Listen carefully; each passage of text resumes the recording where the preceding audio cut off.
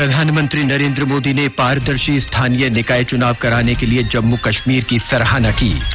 उन्होंने कहा कि जम्मू कश्मीर में गांधी जी के ग्राम स्वराज दृष्टिकोण की जीत हुई। प्रधानमंत्री ने कहा, जम्मू कश्मीर में आयुष्मान भारत पीएम जय सेहत से 21 लाख लोगों तक स्वास्थ्य लाभ पहुंचना ऐतिहासिक दिन। गृहमंत्री अमित शाह गुवाहाटी के अमीन गांव में कई विकास परियोजनाओं की शुरुआत कर रहे हैं। केंद्रीय मंत्री नितिन गडकरी ने कहा, सरकार देश के विभिन्न भागों को जोड़ने के लिए 22 हरित एक्सप्रेस राजमार्ग बना रही है। कोविड से स्वस्थ होने की दर बढ़कर 95.78% हुई और मेलबर्न में दूसरे क्रिकेट टेस्ट मैच में भारत ने ऑस्ट्रेलिया को पहली पारी में 195 रन पर समेटा। कोविड महामारी के खिलाफ देश एकजुट होकर लड़ रहा है। आप भी हमारे साथ सुरक्षा और बचाव के 3 आसान एहतियाती उपायों का संकल्प लें। मास्क पहनें, 2 गज दूरी है जरूरी, सुरक्षित दूरी बनाए रखें, हाथ और मुंह साफ रखें। अब समाचार विस्तार से। प्रधानमंत्री नरेंद्र मोदी ने स्थानीय निकाय चुनावों को पारदर्शी तरीके से संपन्न कराने के लिए जम्मू कश्मीर के प्रशासन की सराहना की है। जम्मू कश्मीर के निवासियों के लिए आयुष्मान भारत पीएम जय सेहत योजना की आज शुरुआत करते हुए उन्होंने लोकतंत्र को मजबूत करने के लिए लोगों को बधाई दी। श्री मोदी ने जिला विकास परिषद के हाल ही में संपन्न चुनावों में ठंड और कोविड की बाधाओं के बावजूद लोगों की भागीदारी की प्रशंसा की। डिस्ट्रिक्ट डेवलपमेंट काउंसिल के चुनाव ने एक नया अध्याय लिखा है। मैं इन चुनावों के हर फेज में देख रहा था कि कैसे इतनी सर्दी के बावजूद, कोरोना के बावजूद नौजवान, बुजुर्ग, महिलाएं बूथ पर पहुंचे, घंटों तक कतार में खड़े रहे। जम्मू कश्मीर के हर वोटर के चेहरे पर मुझे विकास के लिए, डेवलपमेंट के लिए एक उम्मीद नजर आई, उमंग नजर आई। जम्मू कश्मीर के हर वोटर की आंखों में मैंने अतीत को पीछे छोड़ते हुए बेहतर भविष्य का विश्वास भी देखा। साथियों, इन चुनावों में जम्मू कश्मीर के लोगों ने लोकतंत्र की जड़ों को और मजबूत करने का काम किया है। श्री मोदी ने कहा कि जम्मू कश्मीर ने महात्मा गांधी के ग्राम स्वराज का सपना साकार किया है। ये त्रिस्तरीय पंचायत व्यवस्था एक प्रकार से महात्मा गांधी का ग्राम स्वराज का सपना, एक प्रकार से चुनाव गांधी के ग्राम स्वराज का सपना जीता है। और देश में जो पंचायती राज व्यवस्था है, उसने आज जम्मू कश्मीर की धरती पर पूर्णता को प्राप्त किया है। प्रधानमंत्री ने कहा कि केंद्र सरकार इस केंद्र शासित प्रदेश के समग्र विकास के लिए प्रतिबद्ध है। उन्होंने कहा कि आयुष्मान भारत सेहत योजना जम्मू कश्मीर के हर लाभार्थी को 5 लाख रुपए तक का मुफ्त उपचार उपलब्ध कराएगी। प्रधानमंत्री ने कहा कि योजना के अंतर्गत उपचार जम्मू और कश्मीर में सरकारी और निजी अस्पतालों तक ही सीमित नहीं होगा, बल्कि देश भर में किसी भी अस्पताल में उपचार कराने का अवसर भी मिलेगा। विपक्ष पर तीखा प्रहार करते हुए श्री मोदी ने कहा कि जो लोग लोकतंत्र के बारे में प्रचार करते हैं, उन्हें स्वयं भी इसका पालन करना चाहिए। पुडुचेरी का हवाला देते हुए उन्होंने कहा कि उच्चतम न्यायालय के आदेश के बावजूद वहां की सत्ताधारी कांग्रेस सरकार स्थानीय निकाय चुनाव नहीं करा रही है। केंद्रीय शासित प्रदेश के निवासियों के जीवन और स्वास्थ्य में सुधार के लिए केंद्र द्वारा उठाए गए अन्य उपायों का उल्लेख करते हुए प्रधानमंत्री ने कहा कि जम्मू कश्मीर में उज्ज्वला योजना के तहत कोविड महामारी के दौरान लगभग 18 लाख सिलेंडर रिफिल किए गए। उन्होंने बताया कि स्वच्छ भारत अभियान के तहत केंद्र शासित प्रदेश में 10 लाख से अधिक शौचालय बनाए गए हैं। प्रधानमंत्री ने कहा कि संपर्क व्यवस्था सुदृढ़ होने से राज्य की तकदीर और तस्वीर दोनों बदल जाती है। श्री मोदी ने कहा कि पूर्ववर्ती सरकारों की उपेक्षा के कारण सीमावर्ती क्षेत्रों का विकास नहीं हो सका। हमारे देश में जिन लोगों ने दशकों तक शासन किया, उनकी एक बहुत बड़ी भूल ये भी रही है कि उन्होंने देश के सीमावर्ती यानी सीमा के पास के इलाकों के विकास को पूरी तरह नजरअंदाज किया। उनकी सरकारों की इस मानसिकता के ने जम्मू कश्मीर को या नॉर्थ ईस्ट हो, इन क्षेत्रों को पिछड़ेपन में रहने के लिए मजबूर कर दिया। जीवन की बुनियादी जरूरतें, एक सम्मानजनक जीवन की जरूरत है, विकास की जरूरत है, यहाँ के सामान्य मानवीय तक उतनी पहुंची ही नहीं जितनी पहुंचनी चाहिए। ऐसी मानसिकता कभी भी देश का संतुलित विकास नहीं कर सकते। ऐसी नकारात्मक सोच की हमारे देश में कोई जगह नहीं, न सीमा के पास न सीमा से दूर। हमारी सरकार की प्रतिबद्धता है कि देश का कोई भी क्षेत्र विकास की धारा में अब और वंचित नहीं रहेगा। श्री मोदी ने कहा कि जम्मू कश्मीर के नागरिकों को आरक्षण की सुविधा मिली है, उन्हें जंगल की जमीन के उपयोग का कानूनी अधिकार मिला है।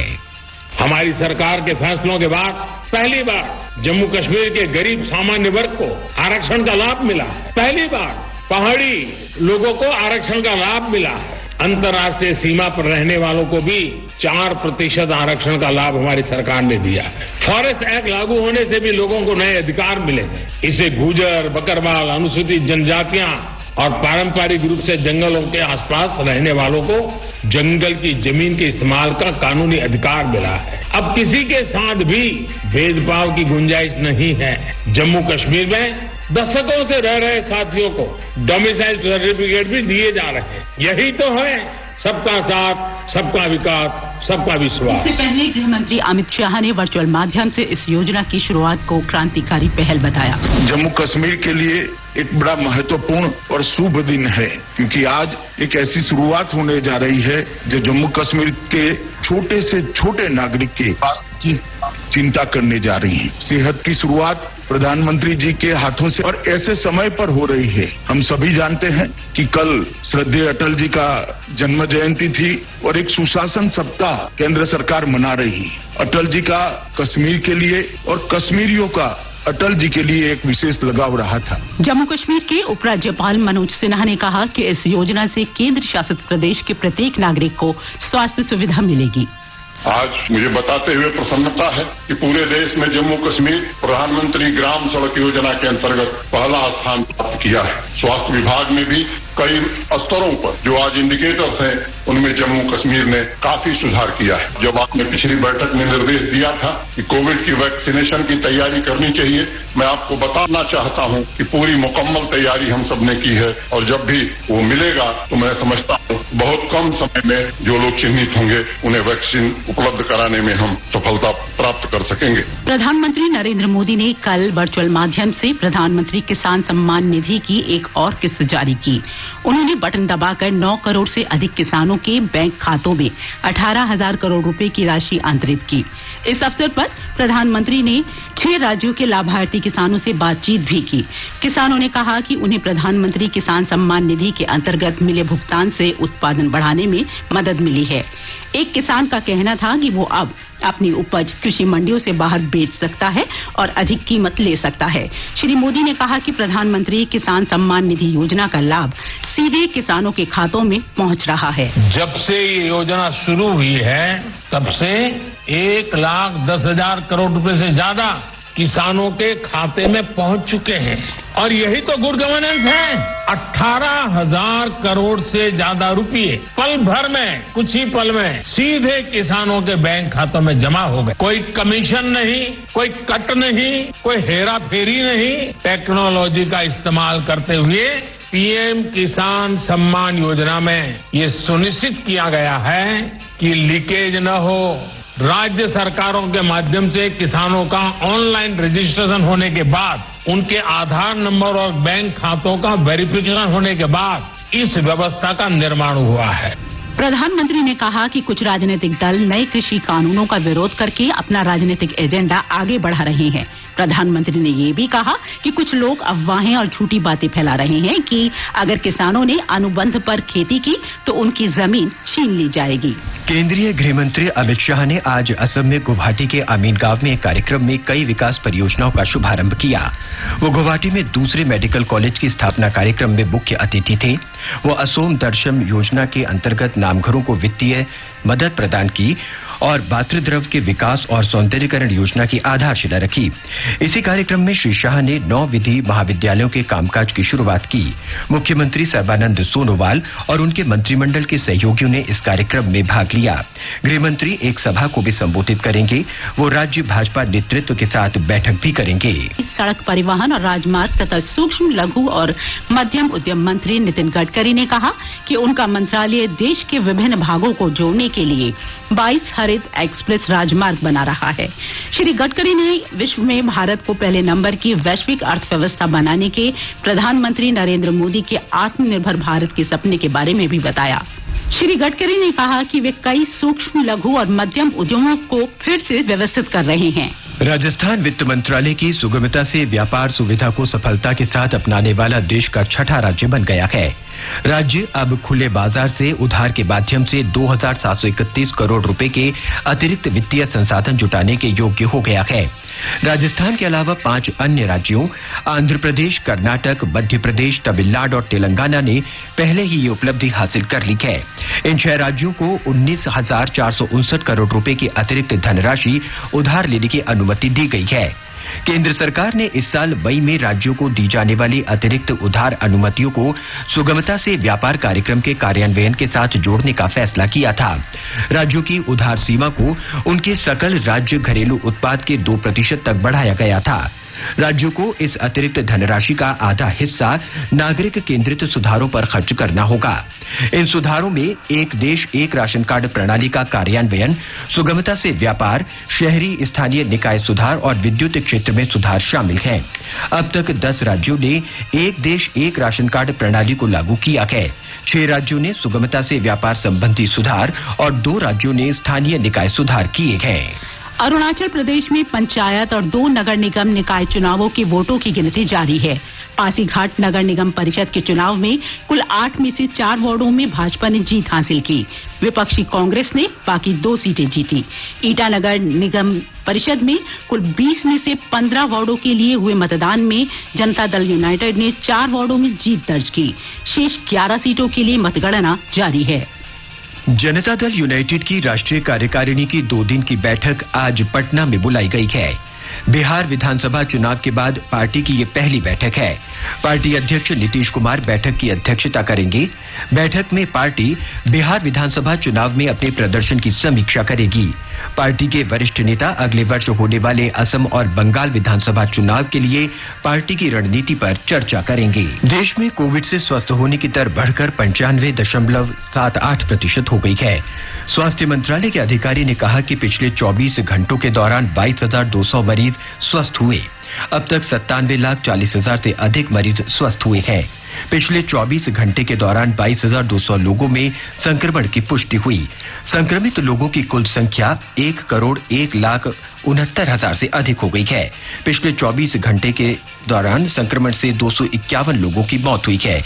इसके साथ ही मृतकों की संख्या 1,47,343 हो गई है। देश में इस समय 2,81,667 मरीजों का इलाज चल रहा है। बिहार में कोविड संक्रमण से अब तक 2,43,255 मरीज स्वस्थ हो चुके हैं। इस समय 5,347 रोगियों का विभिन्न अस्पतालों में उपचार चल रहा है। इस बीच राज्य में कोविड से स्वस्थ होने की दर 97.31% हो गई है। ये राष्ट्रीय औसत से 1.54% अधिक है। पिछले 24 घंटों में 1,13,000 से अधिक लोगों की कोरोना जांच की गई। राज्य में अब तक 1,76,00,000 से अधिक कोरोना जांच की जा चुकी है। महाराष्ट्र में कल 3,431 लोगों में कोविड संक्रमण की पुष्टि हुई। राज्य में अब तक 19,13,382 लोग कोरोना से संक्रमित हो चुके हैं। कल 72 मरीजों की मृत्यु के साथ ही राज्य में कोरोना से मरने वालों की संख्या 49,129 हो गई। कल 1,427 मरीज स्वस्थ हुए। राज्य में कोरोना से स्वस्थ होने वालों की संख्या 18,06,298 हो गई। उत्तर प्रदेश सरकार ने राज्य के लोगों से अपील की है कि कोरोना संक्रमण का प्रकोप भले ही कम हो रहा हो, लेकिन फिर भी सतर्क रहने की जरूरत है। कंटेनमेंट क्षेत्रों तथा अधिक संक्रमण वाले इलाके में रोगियों की संख्या घटी है। मध्य प्रदेश में कोरोना वायरस से संक्रमित लोगों की तुलना में ठीक होने वालों की संख्या बढ़ रही है। राज्य में अब तक 2,22,000 से अधिक रोगी स्वस्थ हो चुके हैं। कल लगभग 29,300 नमूनों की जांच की गई। इनमें से 1,031 नए मामले सामने आए। 12 रोगियों की मृत्यु हुई। इसके साथ मरने वालों की संख्या 3,536 हो गई। तेलंगाना में पिछले 24 घंटों के दौरान कोविड के 317 नए मामलों की खबर है। इसको मिलाकर अब तक राज्य में संक्रमित लोगों की संख्या 2,84,391 हो गई है। राज्य में कल तक 30,000 से अधिक नमूनों की जांच की जा चुकी है। स्वस्थ होने वालों की दर 97.13% है। पत्र सूचना कार्यालय उन सभी पत्रकारों की जानकारी एकत्र कर रहा है जिनकी मृत्यु कोविड के कारण हुई। इसका उद्देश्य ऐसे पत्रकारों के परिजनों को सहायता पहुंचाना है। पत्र सूचना कार्यालय ने ऐसे पत्रकारों के परिजनों को एक निर्धारित प्रारूप में विवरण प्रस्तुत करने के लिए कहा है, जो इसकी वेबसाइट पर उपलब्ध है। अब एक नजर आज के मौसम के पूर्वानुमान पर। राष्ट्रीय राजधानी दिल्ली में आज सुबह हल्की धुंध छाई रही। न्यूनतम तापमान 4 डिग्री सेल्सियस दर्ज किया गया, जबकि अधिकतम तापमान 21 डिग्री सेल्सियस के आसपास रहने के आसार हैं। मुंबई में आमतौर पर आसमान साफ रहेगा। न्यूनतम तापमान 20 और 32 डिग्री सेल्सियस के बीच रह सकता है। चेन्नई में भी सामान्यतः आसमान साफ रहेगा। तापमान 21 से 30 डिग्री सेल्सियस के बीच रहने का अनुमान है। कोलकाता में सुबह कोहरा छाए रहा। तापमान 13 डिग्री और 25 डिग्री सेल्सियस के बीच रह सकता है। उत्तर भारत की बात करें तो श्रीनगर में आसमान साफ रहेगा। शाम या रात तक आंशिक रूप से बादल छाए रह सकते हैं। न्यूनतम तापमान 0 से 4 डिग्री सेल्सियस नीचे और अधिकतम 9 डिग्री सेल्सियस के करीब रहेगा। जम्मू में भी आसमान साफ रहेगा। न्यूनतम तापमान 5 डिग्री सेल्सियस रहा। अधिकतम तापमान 20 डिग्री सेल्सियस रहने का अनुमान है। लेह में आसमान साफ रहेगा। न्यूनतम तापमान 0 से 13 डिग्री सेल्सियस नीचे दर्ज किया गया, जबकि अधिकतम तापमान 0.4 डिग्री सेल्सियस रहने के आसार हैं। गिलगित में मुख्य रूप से आसमान साफ रहेगा। हालांकि शाम को आंशिक रूप से बादल छाए रह सकते हैं। तापमान 0 से 3 डिग्री सेल्सियस नीचे और 6 डिग्री सेल्सियस के बीच रहने का अनुमान है। मुजफ्फराबाद में भी आसमान साफ रहेगा। तापमान 0 और 15 डिग्री सेल्सियस के बीच रहेगा।